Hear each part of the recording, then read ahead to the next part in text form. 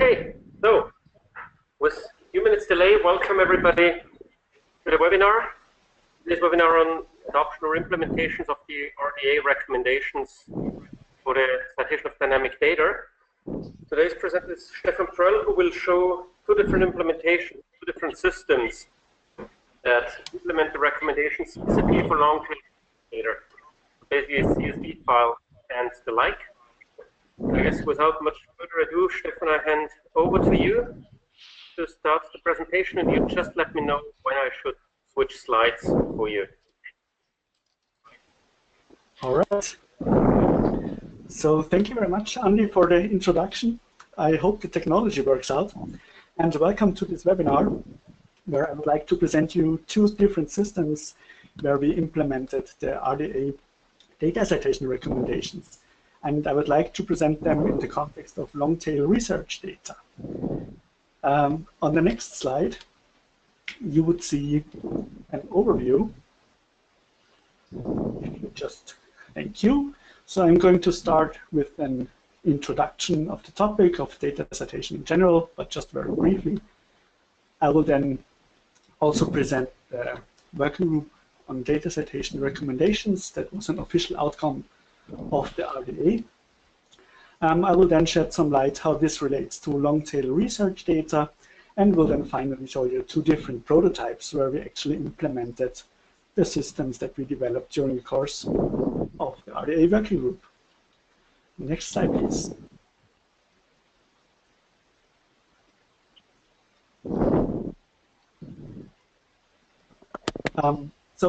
Well, in general, it's fair to say that modern research is data-driven, and we see this across almost all different disciplines, that the results that we are obtaining and the research that is done is based to a very large portion on digital data. And this is in contrast to the traditional publishing process, which is still relying a lot on a more traditional way. That means that the findings, they are published in the papers, and the underlying data, which is a very important source for those results and which drives those experiments, the data is in many cases not available. There are several reasons for that, and the main reason is that there sometimes is not an awareness how important data citation is, and that without the data being available, that this hinders the reproducibility of the whole experiments. So in many cases, the data is not even available, or it is not accessible. And being not accessible also includes that the data is not properly cited. Because if it is not clear which precise data set was used in an experiment, then it's not possible to reproduce or re-execute the same experiment again. And the reason for this is that even if data is cited, and we will see that later in some examples, it could still be ambiguous. So that means it's not clear which precise dataset or subset was used. And if this is not corrected, and if we don't do data citation right, then the reproducibility of a lot of experiments is at risk. Next slide, please.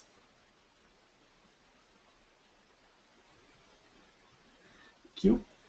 So data citation in general, it seems to be very easy. We have a century-old tradition for citing articles, and now this was tried to be adopted for data as well. You can see a very common example on the lower left corner, where some researcher would just provide a URL to a data set in a footnote. This might be useful at the very first place, but as we all know, URLs are not there forever, and they could become invalid at the very short period of time. So this is obviously not a method suitable for the long term. On the lower right side, you see a different example. So there the data set is again referenced as a URL, but the data set which was actually used is just described textually. So it says here that they just used a subset which is merely a subset of a larger data set, and there is no additional information available. So you don't really know which precise data set was used in that experiment, making it hard, if not impossible, to reproduce the same experiment again.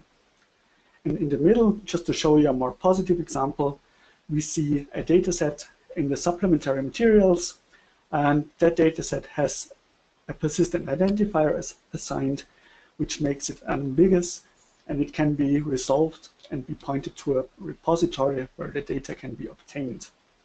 Although this is very nice, there are still a lot of challenges, which I would like to show you on the next slide. So, as we are producing more and more data in basically all scientific disciplines, and it has never been easier to produce complex data sets as it is today, we hit scalability issues, as it becomes more and more difficult to manage the growing amount of data sets and to address subset at an arbitrary granularity. This is closely related to questions of infrastructure, because in order to manage the data, you have to have systems available which support you in doing that. And sophisticated data management is not an easy task, and it's not always available, as smaller institutions might not have the budget or not even the personnel to do that in a proper way. Also, in some cases, the processes are not defined well, and then there is a lack of data management facilities. Another challenge that was of particular interest of the working group that we ran in the RDA is dynamics.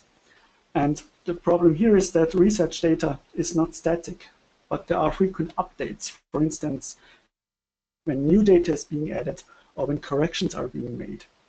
So data sets themselves are evolving, and this, of course, is another challenge if you want to access earlier versions of such data sets.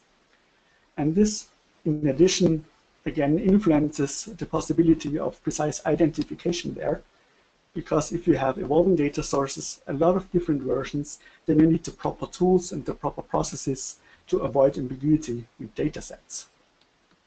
Next slide, please.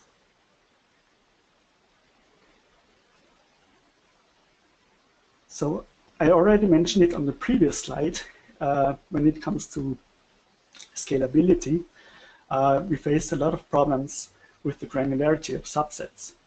The reason is that datasets can be considerably large, and the scientist might not be interested in the entire dataset, but only in a very specific subset, which is suitable for the research question that he's interested in.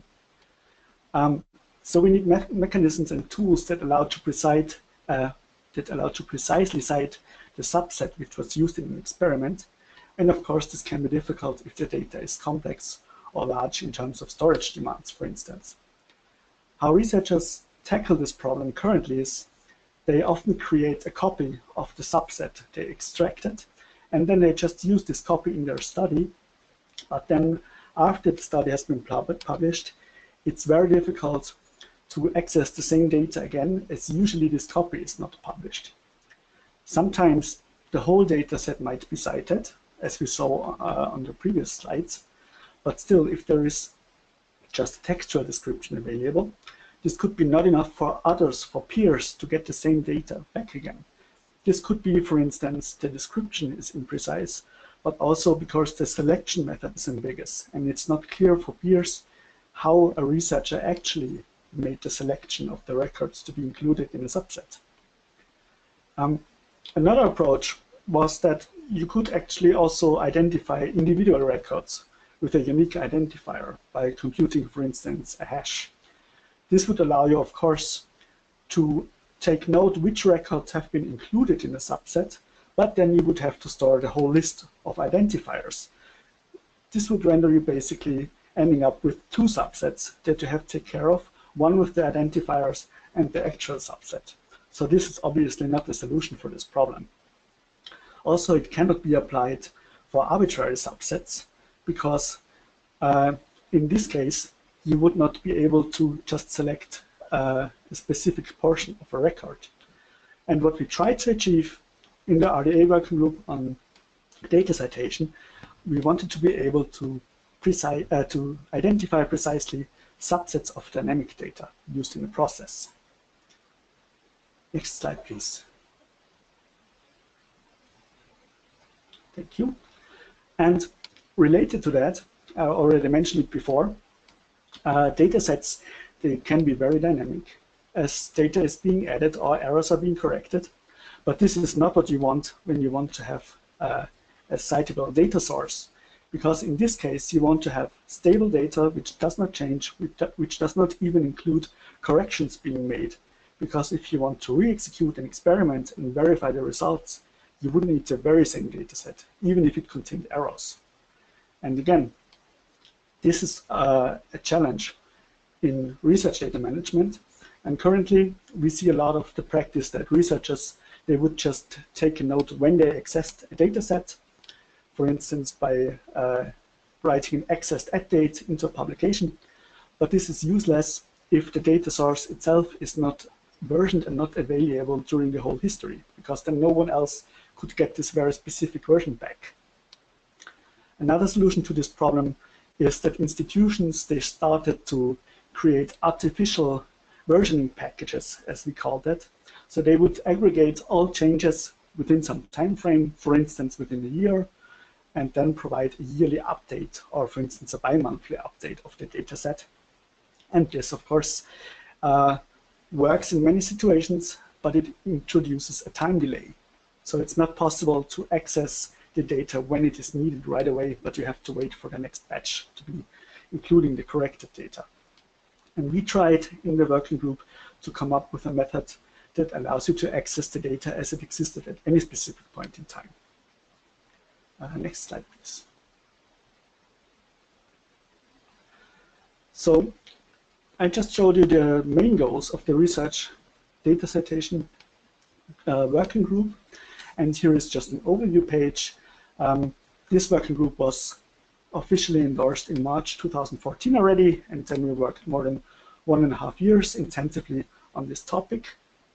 And during this work, of course, we discovered that it has a lot of interfaces with other interesting research questions and problems.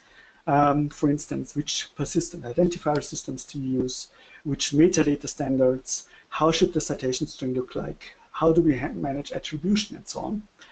But we restrained from these areas and focused on the area where we have knowledge in, and this was the technical view on this problem. And of course, we had a strong cooperation with other working groups within the umbrella of the RDA, and there were several initiatives.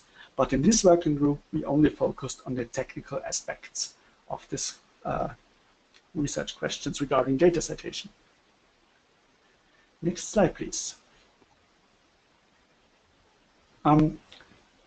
Now I'd like to show you the basic principles that we came up with in this working group.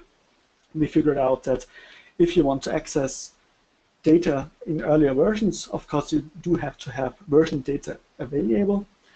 And the idea was now that researchers, they hardly create copies in a manual process by selecting single records, but they rather use a query language or scripting languages, which help them in creating the subsets. And our idea is as simple as effective.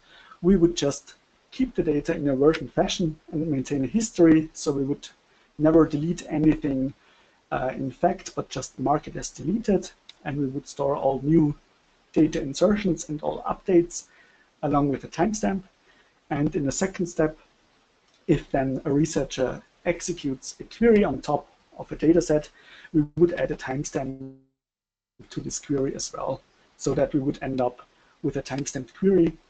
And now combining those two, the version data with timestamped queries, we would end up with the possibility of re-executing the query again on the version data by using the appropriate timestamp. And the trick here, and I would say also the big advantage of this approach, is that we do not assign identifiers to explicit data sets, but we rather identify the queries which are used to obtain the data set. This does not only reduce the storage demand drastically, but it also has some additional features that I'm going to explain you in the course of this webinar. Next slide, please.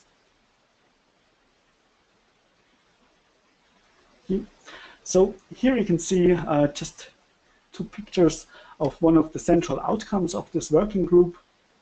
So within this 1.5 years, we met a lot of people from different research disciplines, and we had a lot of discussions, a lot of meetings, and we condensed down all those ideas to a very short but precise description, which ended up in 14 recommendations how existing data sources can be made citable. And these recommendations have then been published in several research papers, which you could access at the URL shown on this page. And it has also been distilled into a short 2-page flyer, which highlights the aspects of data citation for dynamic data. In general, just to sum them up, we could differentiate 4 phases. We would first start with making the data which is already available into a version fashion and add a query store on top. The query store is this piece of infrastructure which is used to preserve the queries which have been used for obtaining the subsets for the long term and for re-executing those queries on the version data. In the second phase, we already have the version data there, and we have queries which allow to create those subsets. And then we have an identification mechanism which uses persistent identifiers to get the very same data back. And in addition, as these kind of systems, they should be available for the long term, so also in many years, people should be able to retrieve specific data sets. Again, of course, we also had to consider a long-term perspective, and we included some migration pathways, how the systems can be maintained for the long term. As soon as we had the basic concept ready, we started to begin with reference implementations, and we were looking for pilots. And I'm going to show you 2 of these implementations in a few minutes. Next slide, please. So what has this to do with long-tail research data? So as you can see on this dinosaur graph, research data is very heterogeneous. So on the left-hand side, we see large data sets, often from big data domains. Usually there, the data is very well organized. It's used often in a lot of papers. There is an established form how to cite those data sets and how to make this available.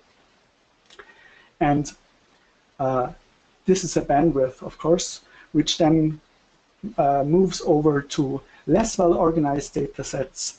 Usually this is smaller scale research data where you don't have so many standardized procedures or no dedicated infrastructure available, simply because the structures there are not as well established yet.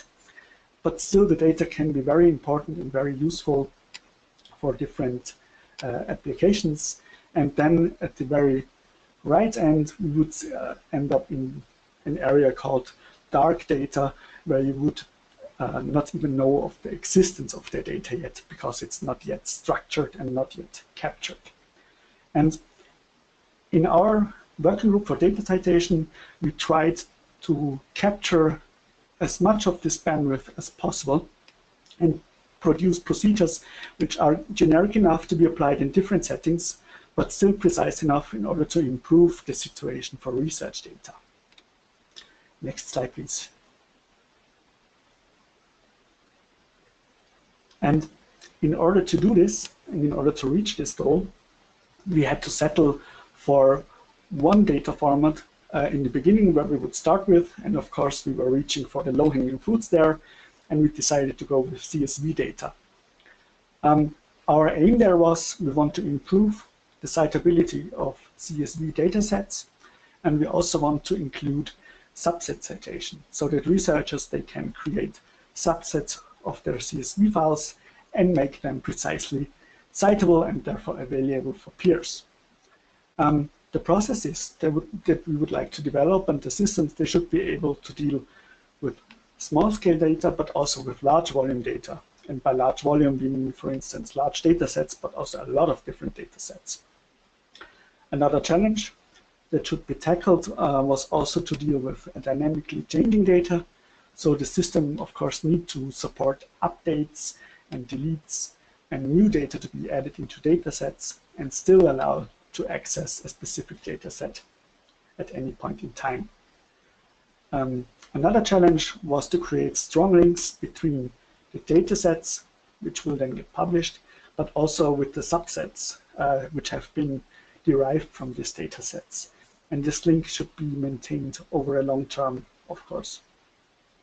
And last but not least, one of our goals was to create a scalable approach that works without storing copies of data exports, because there we would end up in the scalability problems again. So we try to have a very lightweight solution to this.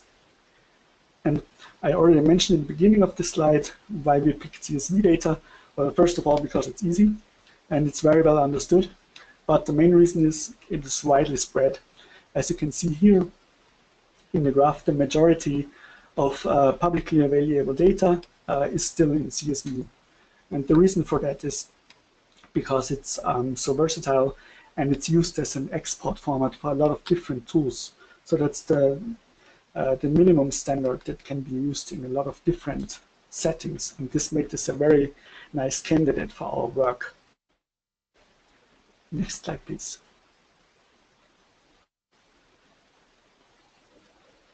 Thank you. So talking about the larger scale settings first. So in these scenarios where we deal with larger data sets in larger institutions, these are often correlated. We have usually advanced data infrastructure available. There is a lot of database-driven research, so there exists the technology, the infrastructure needed to run larger databases. There is also experts available which have the knowledge how to deal with those services, and there is very well-defined interfaces for different applications and different use cases and strongly defined procedures. And here we thought, well, if we want to make CSV data used in those settings more citable, the easiest way would to incorporate the CSV files into the infrastructure which is already there, which is already used for managing data sets. And then on top of this, we would capture the subsetting process, which is then used in order to make the whole subset process reproducible by recording it and capturing it. And we did this by implementing a dedicated query store, which is used for storing the metadata that is needed to re-execute the query and to understand which records have been included in a data set. And this scenario was covered by the first prototype, which we called the SQL prototype, because it's used in relational database systems. Next slide, please.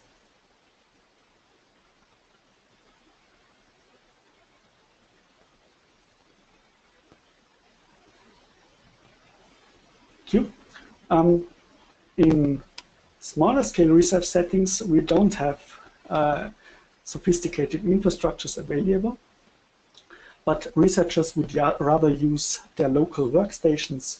In general, the datasets there are also smaller, and they would use only local storage in order to store them and apply tools which they can execute on their own machinery in order to obtain subsets.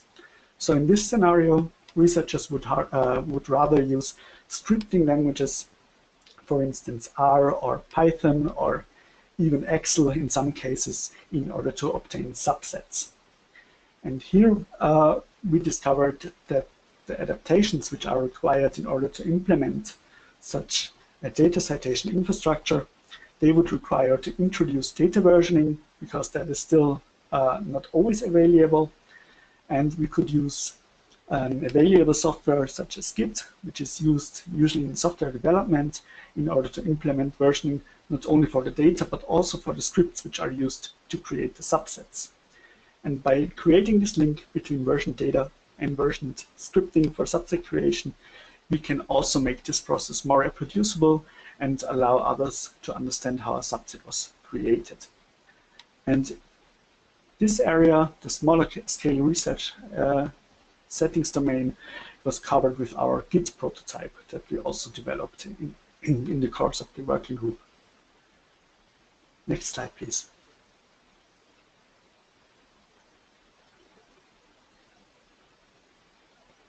So to sum up, the prototype implementations that I'm going to show you now can be divided in the SQL-based prototype, which uses a relational database in the background, and we have a Git-based prototype, actually two prototypes, which use Git for storage, and they can be implemented in local environments.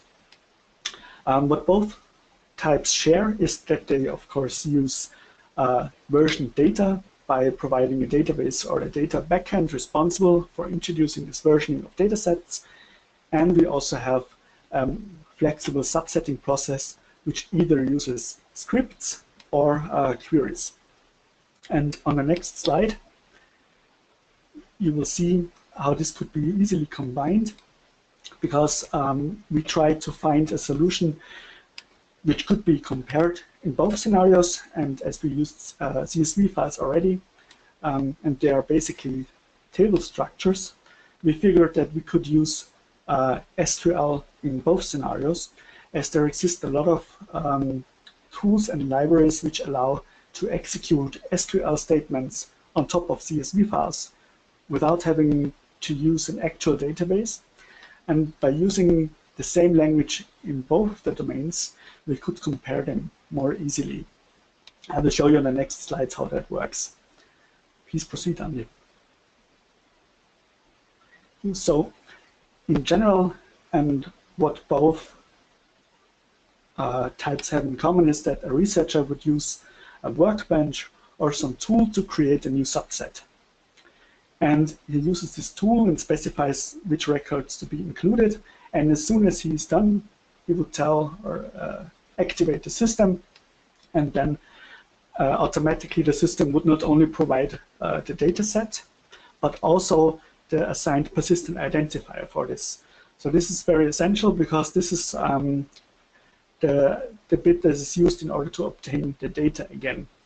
And as soon as this process is started, we record the query execution time, and then have means how we can obtain the data back again. In addition, we can add further metadata, for instance, hash values, which are used for increasing trust in those systems, because you can recompute them and compare them if the data set did not change. It's also useful for detecting updates in data sets. In addition, what turned out to be a very simple feature, but very nice, is if we provide a recommended citation text. That means a researcher adds the metadata anyway when he uploads a data set. You will see that in the demo later. And then we can generate a very simple text snippet, which can then be copied and pasted into papers or into the report. And then we already reduce a lot of ambiguity, because everyone who uses this system would use the same citation text, and it's well defined. And that also helps a lot to improve this process with a very nice little feature. We also store the original query string, which was used for obtaining the subset in the first place. We do that because it contains a lot of metadata or a lot of provenance data already. It tells us when the query was executed, because it uses timestamps. We can see in this particular case which columns have been included, and we also see which records have been filtered. So in the next step, now that the dataset and the subset has been stored, researchers now have a persistent identifier, which they can put in their publications. And if some peers, they can read the paper, they can use the same identifier, enter it in the resolver, and would end up at the landing page, which provides human-readable metadata and also links to the parent data set, but also to other subsets, so you can easily check where this data set was used in what kind of subsets.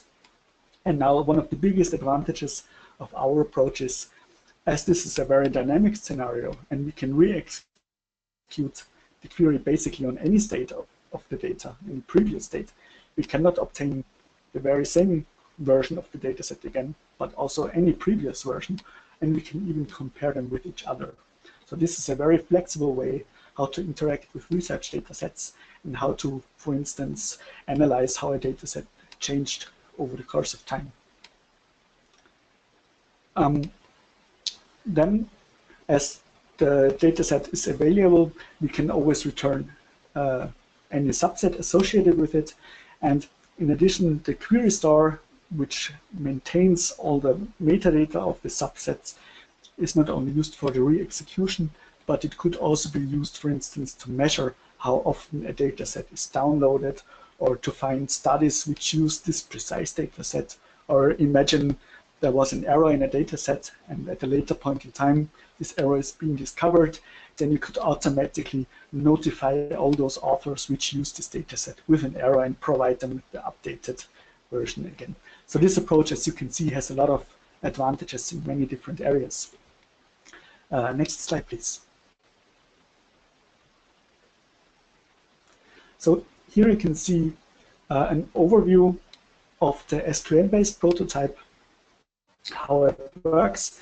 Actually, it's quite simple, so that we have a user interface which is used for displaying the data, but also for managing the updates and for creating subsets. And when a user interacts with this interface, we can track all the operations in the background, all the selection processes, and all the filterings and sortings, and we store this information as metadata in the query store, and the actual query is then used on top of the database backend, which holds the version data with the timestamps in order to obtain the specific version that is desired back again. And this can be, of course, re-executed at any point in time, and we can deliver the data and its associated metadata automatically and in a live fashion back to the user. And as I already said, the query store contains additional metadata. It increases the trust in research data set, as it also computes hash keys which can be verified, and it also provides not only the human readable metadata on the landing page, but also APIs for interacting with it on a more programmatic fashion and automate a lot of processes, which is also very useful. Next slide, please. Just very briefly, an overview. We decided to use a classical three-tier architecture, so we have a very, very simple web interface which sits on top of the application layer. There we have the business logic with several modules. One is responsible for parsing and migrating the CSV files. We have the query store as a dedicated module. We do persistent identification, where we developed a small ARC-based system which issues identifiers for each dataset and subset. And we have a verification module which recomputes the subsets and checks if they did not change and if everything is still contained. And of course, everything is database driven. In this case, we use a MySQL 5.7 database, and we use the standard Java technologies. Next slide, please. Now I'd like to show you a screencast. If you could open the link. Let's see if that works.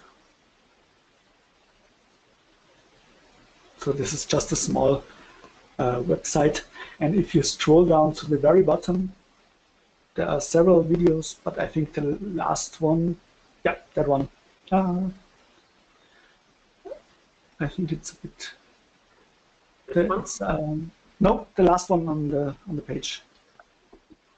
I think there's one, two more. Yeah, the update existing CSV files. Yeah, that one exactly. I hope it works with the lag, but you let me know if I'm behind. So here you can see a very simple web interface.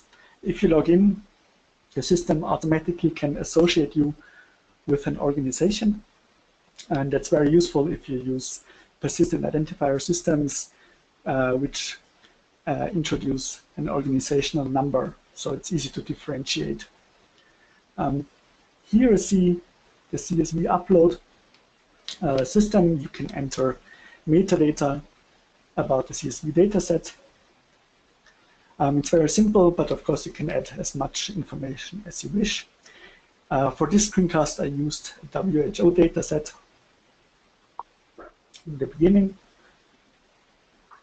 and you can add not only a title and the author, but also a description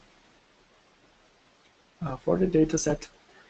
And in the next step, we then upload a CSV file from our local disk, and the system parses this dataset.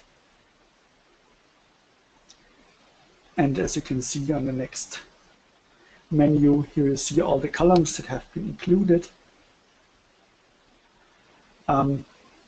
What we do here is we select a unique column so that we can differentiate between the records included in the dataset. In this example, this would be a country ID, so some identifier number of a country. And here you see already the landing page of the dataset containing the initial data. Now we can use the same system to view the original data and for creating subsets. So again, you see the columns that are available, and you can make your personal selection there.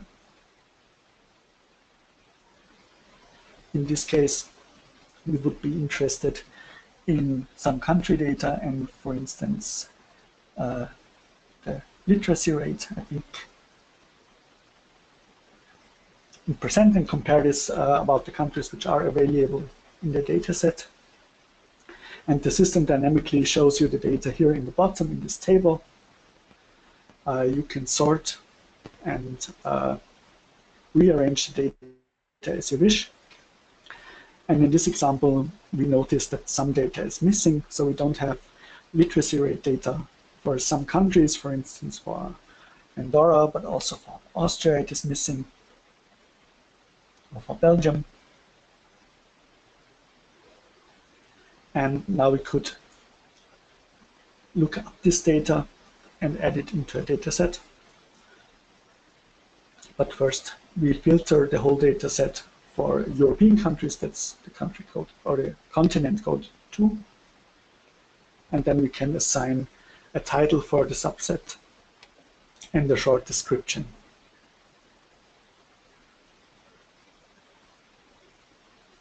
If we then click on Create Subset, the system stores the information which is needed and creates a new landing page which has reference for the parent dataset, additional metadata about the authors, and also links to for downloads, for instance. Now, in the next step, we would use the original dataset again and add the data which was missing before. So here you see a standard tool, and we open the dataset, and then we can add the literacy rates for some countries where it was missing before. This could be done, of course, with any other tool as well. What this does, it basically creates a new CSV file, and if we upload it, then later the system automatically detects the changes and adds them to the database, and in a version fashion, of course.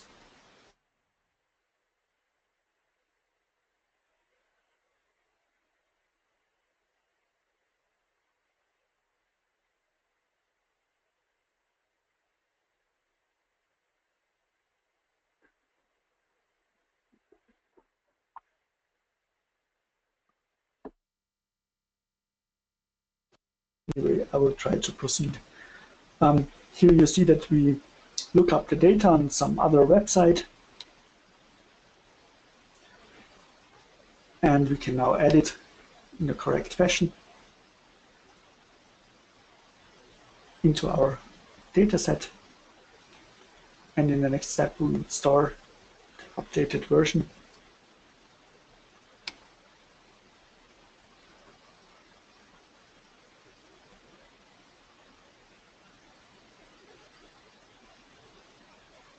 And make a few other corrections.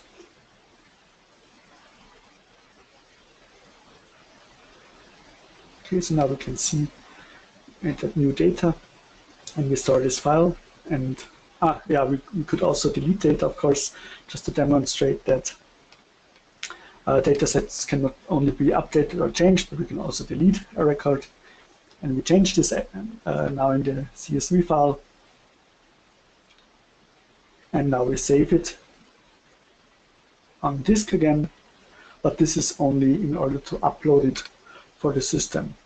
After the upload is finished, basically this data set can be deleted as it's not needed anymore, because the system would now take care of maintaining the data set. So in the next step, we upload the data again.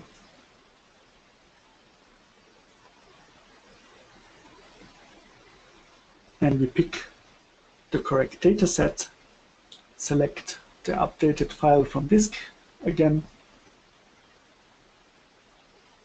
and then we can submit it to the system. Of course, we have to have headers in the file so that we can detect which column we used, or if no headers are given, the system assumes the same structure, and we then update the table. And now the system would parse over the CSV file and compare if any record changed.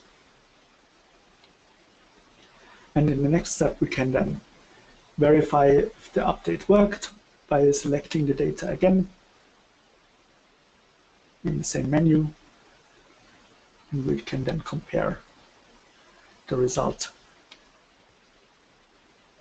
here in the table. So you can see that the missing rate for the countries that we changed is now included into the data set.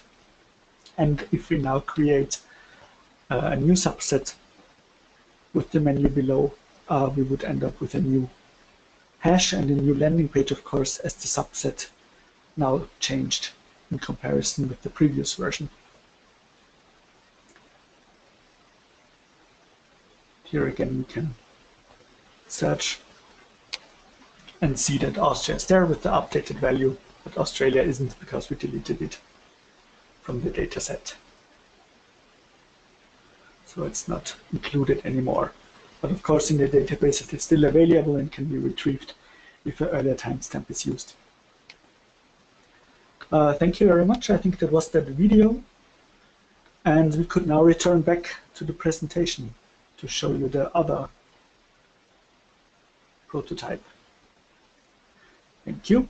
So the first prototype was more suitable for relational or tabular data, and where a database system is already available. And for smaller scale settings, we developed also a prototype which uses Git as a data backend. I'm sure you're all familiar with Git. It's a distributed source code management software which is used in software development for collaborative programming. It incorporates version control and allows to track the changes. And it's ideally based. It's ideal for text-based formats, as source code usually is text-based. And this makes it very well suitable for CSV files as well. The advantages of the Git-based prototype is that it can be installed literally everywhere. It's available for all platforms. It allows to share repositories very easily, for instance, with GitHub or other services, and it does not require central administration in order to maintain versioned copies of datasets. Next slide, please. What we did here is we provide the same interface. You can use the same tabular selection in order to create subsets. The system would then translate your interface collection into SQL queries as well here, because we use a library called CSV2SQL. Of course, you could use any other query language there as well. But in this example, the query operates directly on the CSV file. So there is no additional database needed. Using Git as a data backend is very simple, and we can commit, it's the terminology of storing a change or storing an update to the repository and track the versions during the time. In this scenario, we would still use a query store that would store all the metadata, the query itself in the execution timestamp. So this still would require some sort of infrastructure or database. I will later show an alternative to this. But if we go on the next slide, please. We see that this approach could also be used for any kind of scripting language. So you're not limited to the one that we used here, to SQL, but you could also use Python or R. The idea now was that instead of storing this query in a dedicated query store, we could also store this script in Git itself. So we would have not only the data in the version fashion in the repository, but also the script in the stored fashion there. And by mapping the two versions, the one version of the script on top of the versioned correct version of the data, we could re-execute the script on the version file and have in this way a very simple method which allows us to extract version subsets in a reproducible way. If you work with Git, you know that this mechanism would create a so-called commit history or a log file with a lot of records in it, which makes this difficult to read, at least for us human beings. On the next slide, I show you an example how this process would work. Andy, thank you. So here you would see a user interacting with the Git repository, and we could also store the query in a dedicated repository or in a different branch. And if we do it like this, we see a lot of commits in the history, and you can see how the file evolved, but also how the script evolved over time. On the next slide, I'm going to show you an alternative to that. We could also use a different branching model where we would separate the branches completely between the data and the queries, or the scripts in that case. And then we could more easily browse through the log files, and then it's more human readable if one history is for the queries and the other history is for the data, and you could still create a mapping between those very easily just by using the two branches in their metadata files. Next slide, please. We also developed a prototype, this one developed by my colleague Christoph. It's also a very simplistic approach. So here you would add a CSV file into the repository. You could then enter any simple CSV query. Here we use the SQL again for querying CSV data. And the system stores in step 3 the metadata along with the query itself. And then this can be re-executed here shown in step 4 just by selecting the data set and the associated query which was used for obtaining a specific version of a subset. So this is of course a minimal prototype, but it still demonstrates that this process can be applied in smaller scale settings very nicely. Next slide, please. You can find all of our prototypes on our GitHub repository, which is public. You can find the address here, and there you can also browse through the source code of these developments, especially for the SQL backend and also for the Git backend prototype, and try it out yourself or get some inspiration how you could implement this in your settings. Next slide, please. We are already at the last slide, the conclusions. What I tried to show you in this webinar is how we implemented the findings of the Research Data Alliance group for data citation, and we developed a mechanism which is query-based, which works on top of versioned data. And this process is very simple to implement, and it enhances the reproducibility of research data sets and their subset creation by applying data versioning and timestamping on queries. I showed you two different prototypes. One can be easily used in smaller scale settings. It has very little dependencies. It allows to share repositories with the full history very easily, and you can add metadata by using different branches in Git, for instance. And the second example was more suitable for larger scale settings, where you have a dedicated database where version often is already available, and you could just use this for importing CSV data into these processes and work on version data there as well. Of course, just to add, the SQL prototype in this example does of course not only work for CSV data, it works for every database-driven data sources. This was just an example how we could use with the same, work with the same format in different scenarios.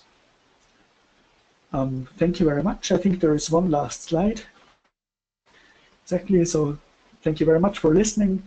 I hope despite the technical difficulties, it was possible to follow the presentation. And I hope I could show you some interesting use cases and implementations of our work in the Data Citation Working Group. Thank you. Thank you very much, Stefan. It's a nice presentation. I guess it worked out with sharing the screen that way. If anybody has any questions, could you please raise your hand virtually or type them into the chat window, and then I'll assign you Carol, so you can ask your question.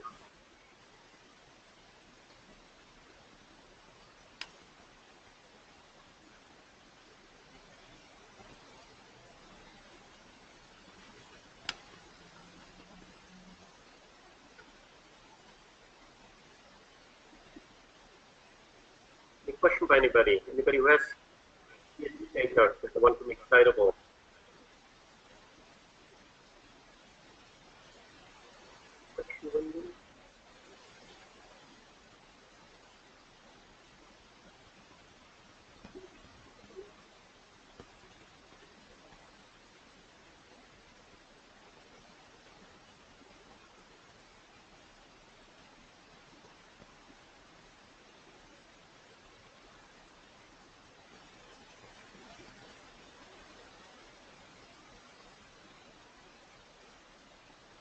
You can always also contact me, of course, via email or Twitter if you should come up with any other comments or ideas. Just let me know.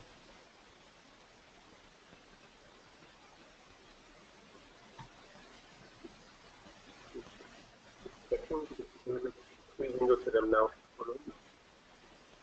But otherwise, if there is no questions, I would like to thank Stefan would like to thank you for your presentation. We're currently in the process of scheduling another 2 presentations in this series. One on there is a question here.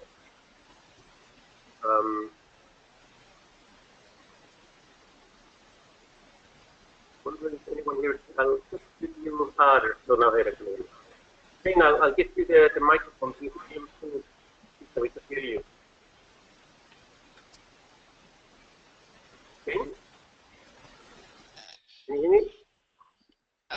Not very well. People can hear you, so you can talk.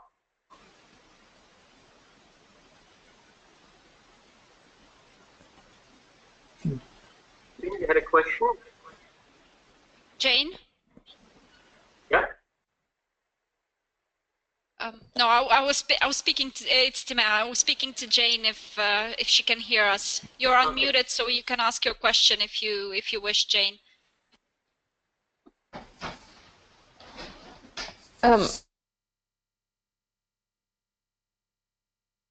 Can you hear me? Yes. Yes.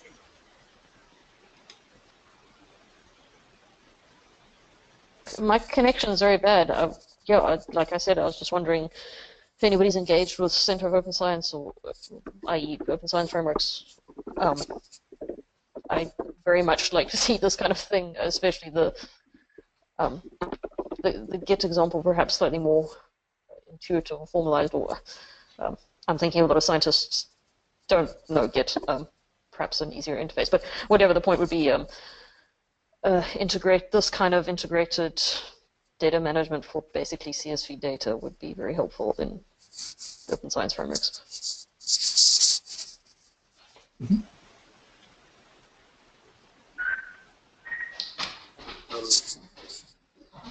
Yeah, So I was wondering if anybody was here is from there, because otherwise I will send this to them. I'm not sure whether any of the Open Science Framework is attending, but definitely would be very happy to learn about any options of integrating it there and see how it matches. I guess it would be a perfect deployment scenario. Got another question by Nelson. Nelson, I unmuted you. So can you hear us, Nelson? Well, actually, I'm using Nelson's computer, but Since I cannot ask my questions on a Mac, I am João from University of Porto, João Rocha. Nice presentation. I'd like to see this very much. We are interested in this topic of citing dynamic data sets. Is there a paper that we can read about the technical details of implementation of the MySQL-based storage and the logic behind it? Sure. They are linked on our RDA group website. I can paste the link into, or Andy, can you maybe paste the link? Yeah, I'm trying to bring up the webpage. Give me a second. So basically, they're also linked from the RDA webinar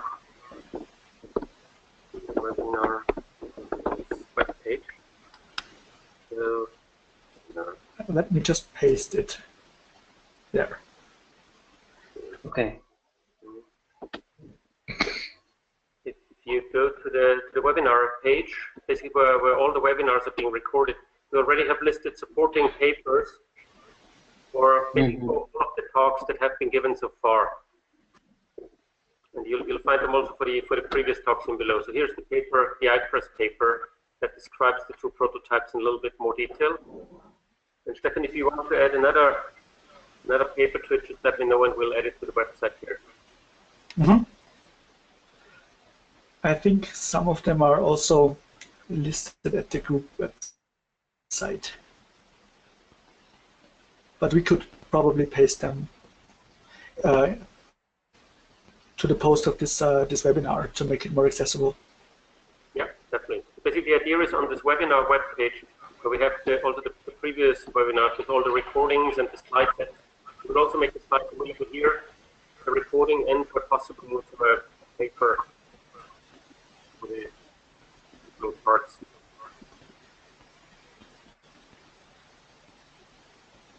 Mm-hmm. Okay. Any further questions?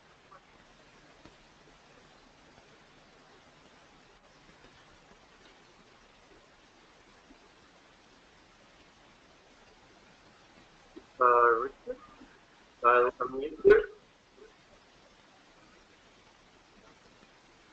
Richard, you're unmuted. You can ask your question.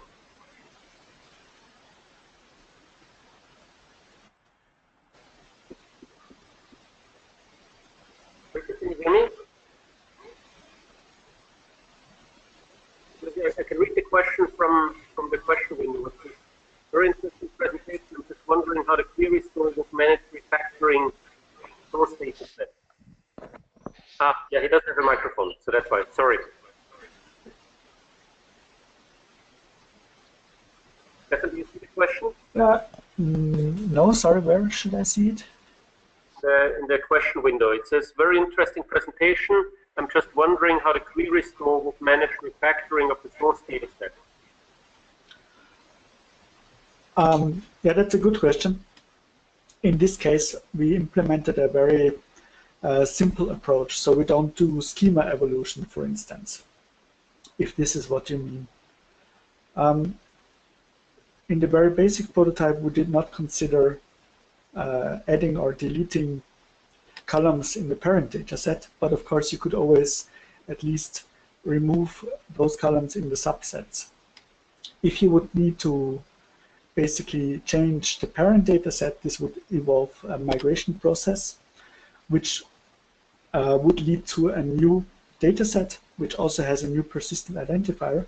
But of course, you could create a link between those two and establish a history between those two by linking the persistent identifiers with each other.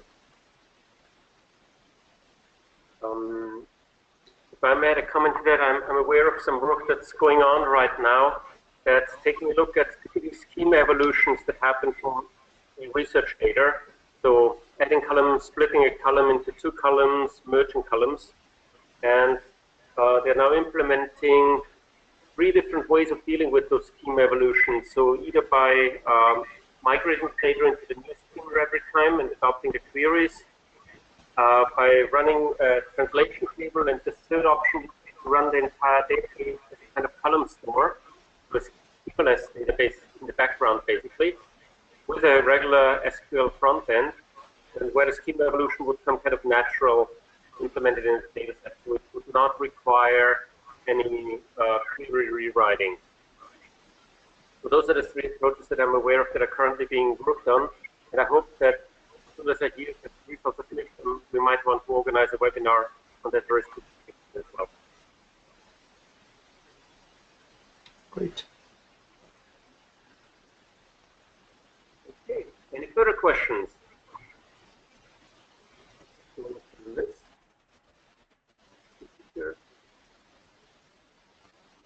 If not, I would again like to thank all of you for attending. I'd like to thank you, Stefan, for giving the presentation. And I'll try to make the report as quickly as possible, and we'll also share the slides. And look forward to the announcement for the upcoming webinars, where one will be very likely on the recommendations being implemented in the Climate Data Center for NetScale files. And we're also scheduling another webinar on addressing specifically the recommendations to provide citation text for the queries and how to create the citation text automatically from the source data. I'll keep you posted. We hope to organize those in the month of June, but I'll let you know via the mailing list.